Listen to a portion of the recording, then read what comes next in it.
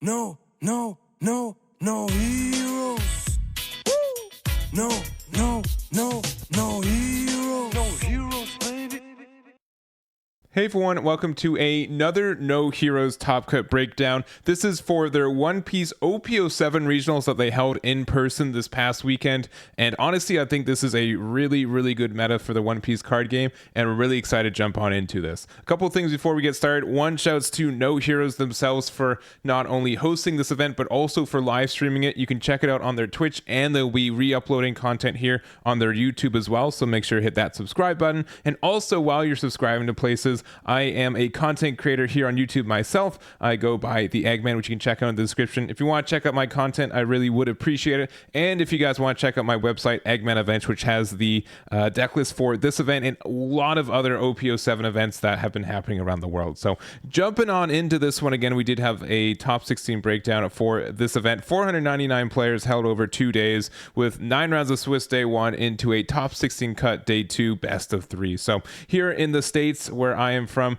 we don't get a lot of events with a top cut day 2, so I really do like the opportunity to go over these events because it does kind of shake up what the winner is a lot of the time, which I think is really interesting. So there are a lot of decks that just do okay in best of 1 but really shine in a best of 3 format, and I think that really can change who does get like the the top 4, top first place kind of finish for events like these. But into this top 16 we did see 7 copies of Rob Lucci, 2 copies of Bonnie, 2 of the Stardeck 10 Trafalgar Law, 1 of the OPO1 Trafalgar Law, which ended up winning the event, and a Nell, a OPO1 Dofi, a Nami, as well as a Monkey D. Luffy from Stardeck 13. So honestly a good variety of leaders into this top cut. I do know that Rob Lucci did take almost 50% of this top cut, but it did not get an undefeated leader after top 8, which I think is insightful. I think for just where we're at, Rob Lucci is a pretty easy step into OPO7 based where we were in OPO6,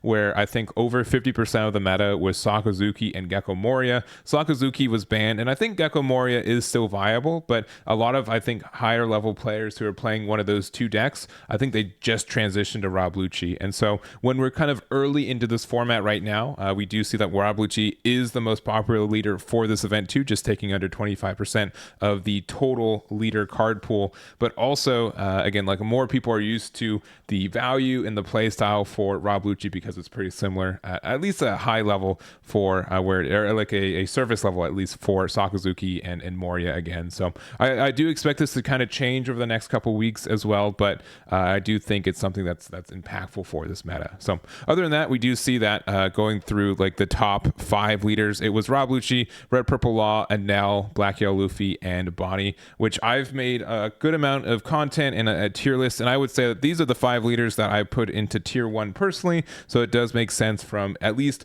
maybe not like a topping perspective, but from a what was brought to this event. It did take about 75%, but it did also take a 75% cut of this top 16 as well with these. So I think that's pretty understood, but there's a lot of room for different decks to do well, especially again when Trafalgar Law from OPO1 did end up winning this event. So we're going to go over the top placing list for each one of these leaders. We're going to start off with our champion list, which is George's version of the Trafalgar Law. And this is an old list. If you guys are not used to what Trafalgar looked like, it was probably one of the best decks in the previous year in 2023. It was an OPO1 leader that didn't really fall off the face of the game until OPO5 came out with Sakazuki. Sakazuki was so good at removing cards at a pace that we weren't really used to during the majority of Trafalgar Law hanging around. So I think also 4-cost Rob Lucci impacted this deck, which is still a card played, especially in the Rob Lucci leader, but it is an interesting deck to see win such a large event. So some new tools that we got for this deck since release. We did get the Cavendish, which is super strong since we are a Supernova leader, and it's a 5-cost, which is impactful for the leader effect of Rob Lucci. This just means we get an additional 2 Dawn active every turn, which means that either if we need to use 2 Dawn to use our leader effect for their activate main, we can do that. Or if we did use the effect and we play Cavendish off of it, we do get that extra bonus. So it being a supernova is good. It means it's searchable off the Bonnie, which is really nice. We also do have the 5-cost Bonnie, which I think this is a fine card. It's not leader locked to supernova at all, but it is a good card for stunning either a Dawn or a character, which is nice. And then we also do have I would say, moderately greedy top end of this Zoro, 9 cost at the top. I really wish this was supernova, because there's so many other Zoros that are supernovas that it is surprising that this one is not. But I do think it's a good finisher for stuff like yellow at times, which can have a hard time. So other than that, we do have like the Tony Chopper from EBO1 as well. It's a blocker, which this deck does like to play just a lot of blockers to be obnoxious with it, but also it is a Straw Hat, so it is searchable off of our 1-drop Nami. And again, like this looks like a pretty well-oiled machine for what this deck wants to do. We want to just spam out a lot of little bodies, and then we have some of this top end. So only card that I'm really surprised we are not seeing in this one is the 4-drop Kitten Killer. I would think that would be a pretty understood card for, it is a supernova, it's a red card, which means you could swap into it, and it's a really, really good rush card. So I am a little bit surprised to see that card is absent in this list. But other than that, I do think Trafalgar Law is an interesting choice, especially since, again, when so much of the field, especially the top 16, was Rob Lucci, it can be a pretty intimidating matchup. But we are able to either dodge them or get through them on the other side, and I think that's really, really impressive. So this is George's list, and congratulations for their first place with the OPO1 Trafalgar Law. And next up, we have Bonnie as a runner-up. This is Armand's version of it. It is the newest green leader for this game and is additionally supernova. So again, we do see that Cavendish popular in this one and the rest. But I do think Bonnie is a really kind of good fresh air for green as a color in this game. Pretty much since the Star Deck Kid leader, which came out of the release of the game, we haven't really had a fantastic generic green leader in this game. We had like Uta that was popular for a good amount of OPO6, but that wasn't really generic. That was really based on more of the film archetype and using those cards to your advantage. But Bonnie is generic as it comes for this leader. We just have like this really great effect of being able to spend 1 to rest something on when your opponent attacks, which is good at being defensive and really obnoxious. And that really just means that we can take advantage of a lot of good green cards that have come out in the last couple of sets and help us get some real value from them. So we do have like a pretty greedy top end of like 4 copies of Hody Jones, 3 copies of the Useless Captain Kidd, 1 copy of the Zoro, and 3 copies of the Don Quixote do Flamingo. So all of these are pretty obnoxious in their own right. We do also have the 6-cost Basil Hawkins, which is a new add from OPO7. This being a blocker in this leader, this card being also very difficult for cards in black generically is very, very strong. And I think it is a very interesting card. But like a 6-drop 7K gets a lot of value. When they can't remove it, you feel great about it. And there's not a lot of decks that can really answer this Hawkins too. So other than that, we do just have our additional value. We are playing like a combination of the Don Quixote do Flamingo and Supernovas with the Bonnie and the Baby 5. That means we do have a searchable top end for the Don Quixote, but also a searchable top end with the Supernovas and the Dofi and Useless Kid respectively. And then some additional blockers like the Bart from this set too, which we don't get a lot of ways to rest cards, but if we can rest our Bonnie or Baby 5 off our searches, we get that. And then the Don Quixote Rosinante, which is such a good card with this Captain Kidd. It protects it against a lot of different kinds of removal, and I think that's very, very strong for a meta like this one. So I don't have much more to say. This is the build from Armand. Congratulations for their runner-up and putting Bonnie in that second place position. So next up, continuing through the top 4, we do have this version of Star Deck 10 Law from Vulcan on their finish. So I would say that this was going into this meta, I think this was the boogeyman to a lot of people. I do think that Trafalgar Law from Star Deck 10 is still a very strong deck, but it does have a lot of consistency issues that I think other decks don't really have. I do think this can beat any matchup in the game, but it really does depend on, are you able to find the cards to get you there? Because we don't have a lot of inherent draw cards. The only real draw card we have is Reiju, which lets us draw 2, but it's still really specific. So if you don't see this card, you're in a bad spot. We can also draw from like the Missile Sunday and the Queen, but again, we're not really searching for the cards that we need. We're more of just drawing cards and hoping we get our Gorons or our Raise Maxes, when sometimes we see too many of those cards, and it's really tough for that too. Kaku. So we do get some new cards though, like the Sanji 2K, which is great. It's a blocker, and also being able to be a 2K is fantastic. And the fact that it's technically a 6 cost on board means that decks like black and even green have some hard times interacting with this card and getting it off as a blocker, which I think is really impactful too. So you guys probably have your own opinions on Red Purple Law. I still think it's a good deck, but the consistency has always been an issue with me in this current format, and I think it's going to be generally just an issue with this deck in general unless we get some like real searchers for it. So but this is the build here, and congratulations for Vulcan for their top 4 finish. And then next up we have Anel. So this is Mohammed's version of the build, and going into this format, I would say personally this Anel is one of the strongest decks, but I also think it's a deck that gets a lot of perceived advantage because if you're playing against someone who doesn't know how to play against Anel, you get a lot of free advantage from it, and it is a deck that can win based off of its triggers at time, but I don't think it's necessarily as bad as some people are saying. I think it is just very specific for what you see and what your opponent sees at times. So we do get a lot of new tools in OPO7 for this deck. I think primarily it is the 10-drop Portuguese D Ace, not only being a card that generically heals, which Anel really likes to take advantage of, but it's a 10-drop 10k that if we're at 1 life, we can heal up to 2 and get Rush with this guy. So I think that's really, really impactful for Anel in general. It pairs really well with the Yamato that we're already playing in this deck too.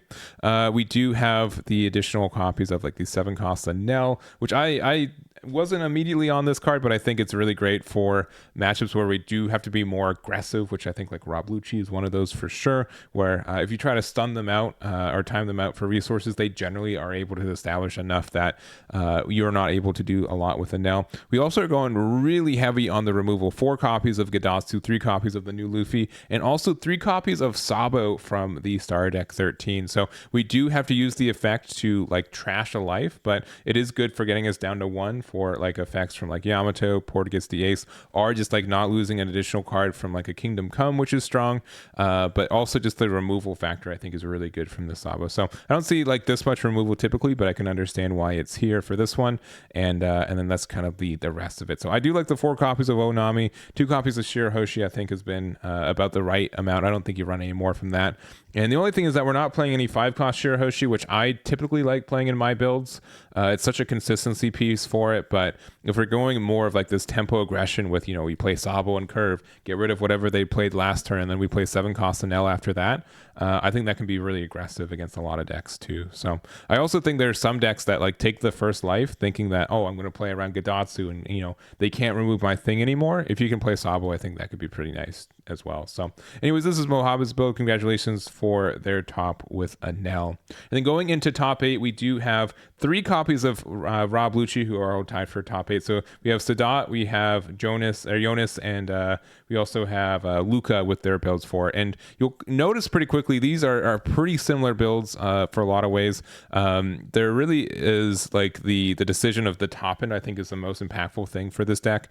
Because if you look at the first 3 rows, they're all the same cards, right? They are minorly different ratios for their Borsalinos and their Sabos. But I generically think like this case of running the Rebecca and Brooke is pretty understood. There's a lot of removal for it. Spandine is really great, especially with Rebecca, because you can play Rebecca to play Spandine to play Rob Lucci in a lot of situations too. And then we have like our mid end of like Rob Lucci, Kaku, and Sabo and stuff. So I think all that makes real sense. And so the real kind of diversity for decks like this is kind of the top end, since there are a good amount of options for you depending on how you're playing it. So we do have the version from Sadat. They're using the 6-cost Brook, which I've been seeing pop up a little bit more lately.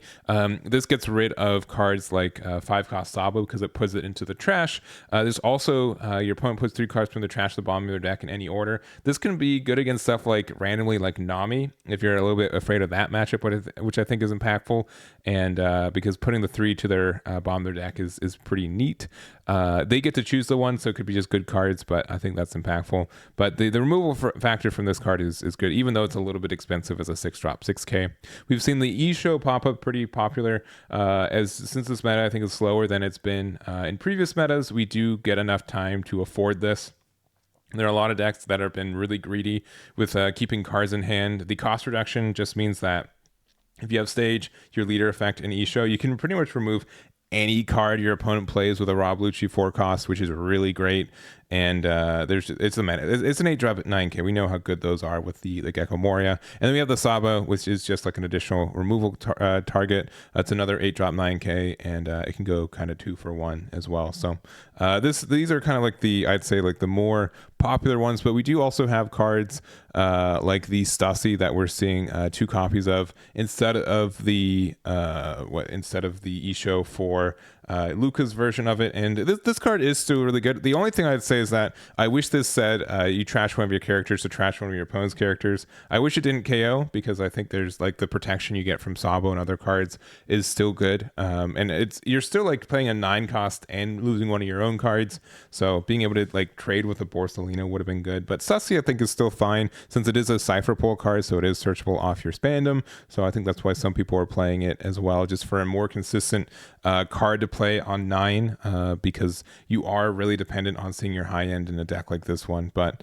I think that just kind of makes sense. I'm not currently on Stasi, but I don't think it's incorrect if you do like to play the card. So anyways, those are our Rob Lucci's as well. Congratulations to Sadat, congratulations to Jonas, and as well Jonas, sorry, and also congratulations to Luca there. And then to finish up top 8, we do have Georgios with their copy of Don Quixote do Flamingo. We did get a good amount of blue support and Boa as a leader, but generically, in my opinion, I think Don Quixote do Flamingo is the stronger of the blue warlord leaders that we have right now. Being able to get some really good tempo with using the effect to play a Jinbei, playing either like a Weevil, or a combination of both with the Jinbei effect, I think is one of the strongest starts in this game right now. Being able to put 2 4-drops out that if they aren't able to remove it, you get a lot of good tempo in your way. And if you start to get like the good tempo consistently with it, it means that you can spend your entire turn playing Gravity Blade, getting rid of essentially their board and still containing your own board, which is really nice. We do have like the 10-drop Kaido is kind of like our win condition in some matchups, where drawing 4 and playing this card, which some decks just simply can't remove, is very, very strong. We do have like the new Boa as well, being able to stun something and also get rid of some 1-drops occasionally, which is nice. And then we do have the Pudding, which most people either love or hate this card. It is definitely a matchup warper, and the fact that this card exists in the first place means that some decks just generically can't be greedy. And I've said it before, I think this format is very value dependent. I think you will have players that have like 7+ cards in hand pretty consistently right now. And so Isho's been good for that, but I think Pudding is like very, very good at that.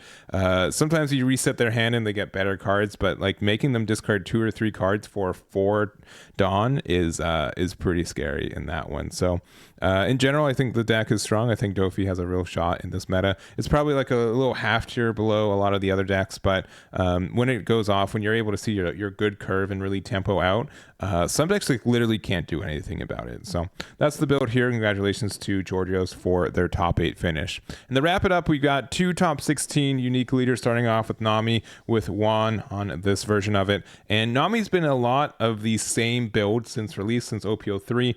In the last 3 sets, I think it's been generically more of an impel down, and it's been at a consistency where it will occasionally top like it'll top every once in a while, top 16, like usually get like 1 top and like a top 32. But I do think that it's a little bit more present in this meta specifically. You really need to know how to play against Nami, because if you don't, you could lose by giving them some unintentional advantage in a lot of situations. And I think part of the reason that is because this meta is, again, a little bit slower than what we've seen previously, but also we do get a new archetype for it that it can take advantage of, which I think it does a really, really good job for. So it is the Amazon Lily package, which we do have the Marguerite, which is a blocker and draws a card, which is both these effects are really good for the deck in general. So being able to get out of an attack and draw a card. We have like the White Snake that we got in OPO6, which is really good for defense for the deck. And we also are, can afford to play like the Amazon Lily Searcher. So some good cards for that include like the Snake Dance, which being able to return one of your characters up back to your hand for free means you can bounce your Kaya's back really consistently, which is good. We also have Level Up Beam, which is also a Kuja Pirate, so this card is searchable too, which is great for you. We are playing the Femur, which It doesn't really do anything in this deck besides just be a trigger draw one, but that's good in this deck when we have so many ways to discard extraneous cards in our hand anyways, and then just kind of the rest from there. So I do think this deck is pretty good right now. Again, you do have to be very aware of what Nami can do, and it can be quite it can break a lot of kind of like slower decks that I think are popping up in this meta too. So again, this is Juan's build. Congratulations for their top 16 there. And then to wrap it up, we've got Justin's version of the Black Yellow Luffy. And this is one of my favorite decks in this meta. I do think it has a lot of polarizing matchups, meaning that it has some matchups where you can't lose, and then you have some matchups where it's a really, really hard time for you to win. So specifically, it really depends on if they can answer this Sabo card. If you're playing against something like green where they can rest it, or if you're playing against something like blue where they can like gravity blade it, you're having a bad time. But if you're playing something like Rob Lucci where they really can't interact with this card outside of like playing their Brook, which is still pretty expensive in a lot of ways, this Sabo just kind of defines a lot of formats. So I think the deck is very good. We do get some new advantage from playing the Monkey D. Luffy, which does work as a 5 cost for this deck. It gets some removal and still just takes advantage of all of that extra value. And then we also do have the Gum Gum Bell, which this is a different ad. This is a really unique one. So this is from Star Deck 8. It says activate main. You may add 1 card from the top of your life to your hand to give up to one of your opponent's characters -7 cost for this turn. So it kind of does a lot of what this deck wants to do. You get to get -7 cost to something. The fact that you're able to then use essentially Luffy to get rid of any card on the board, I think is very, very strong. And it gets you closer to 0 life, so you can use your Luffy leader effect too. So I think all that's great. It's a unique ad. I haven't really seen it. I personally like using Ice Age because it does pretty much the same thing, and it's a little bit more relevant, I think, at getting rid of cards because we're not playing a lot of 10 costs, and this can get out of that too.